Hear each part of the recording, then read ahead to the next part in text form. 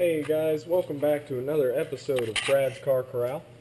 We're back under the E30 today. We're going to be removing the front subframe.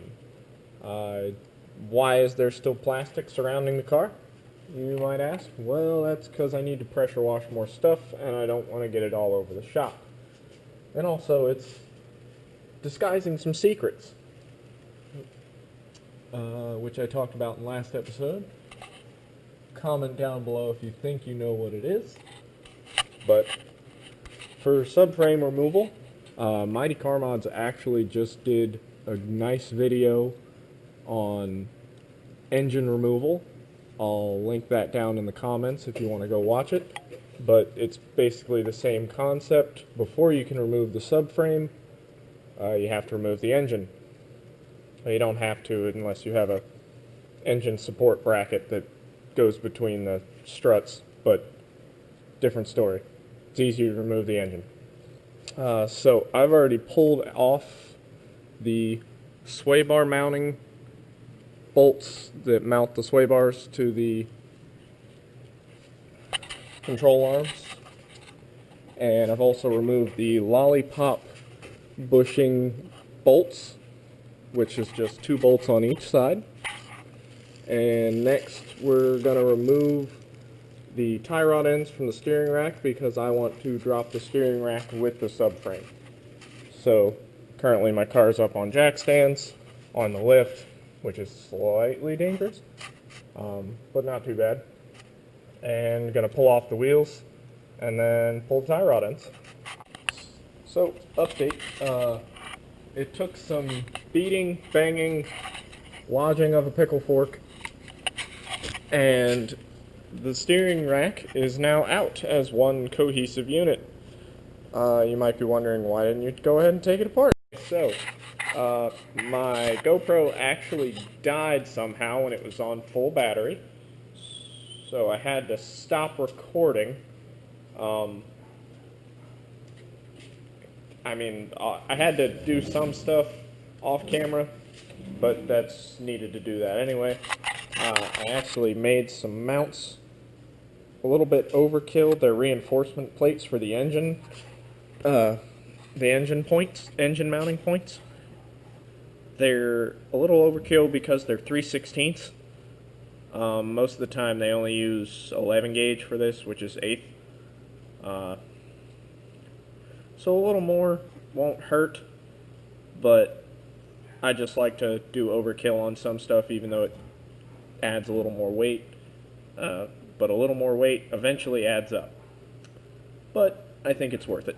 So I'm going to go ahead and weld these in with the Miller, and we'll see what happens after. So I actually decided I'm going to try and get you some welding footage that's not ridiculously bright. So I rigged up a little welding mask for the GoPro, and I think it's a number 10 glass.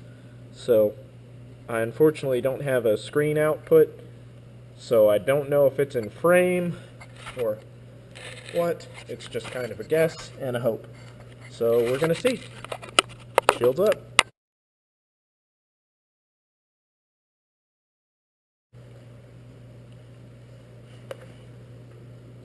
Probably can't see anything right now, but neither can I.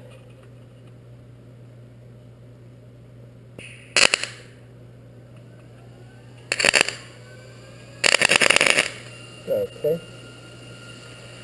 Gas isn't on, forgot. That's not good.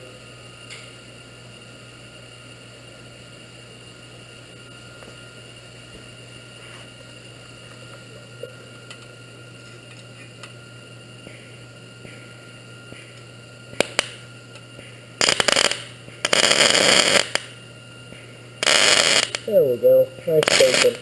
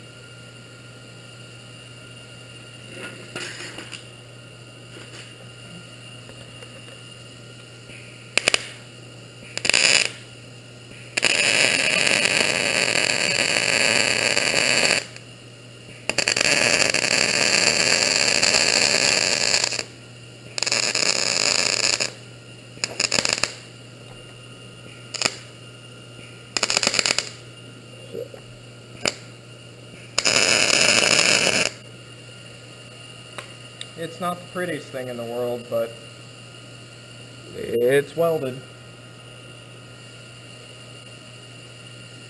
Now I just got to do the other side.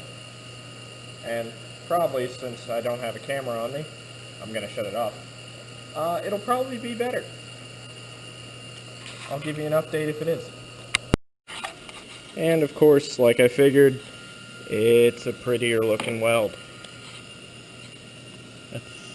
It's a lot better than this mess right here.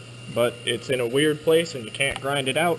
And honestly, it doesn't really need to be welded in that great here because it's going to have a bolt anyway. It just kind of needs to distribute the force. But I know what you're thinking. There's no holes. Don't worry. I'm going to drill them.